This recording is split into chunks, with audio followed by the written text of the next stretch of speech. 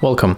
If you want to enter split screen in your HTC Desire 12S, at the first you have to open apps that you are going to use. So I will go for Google Chrome.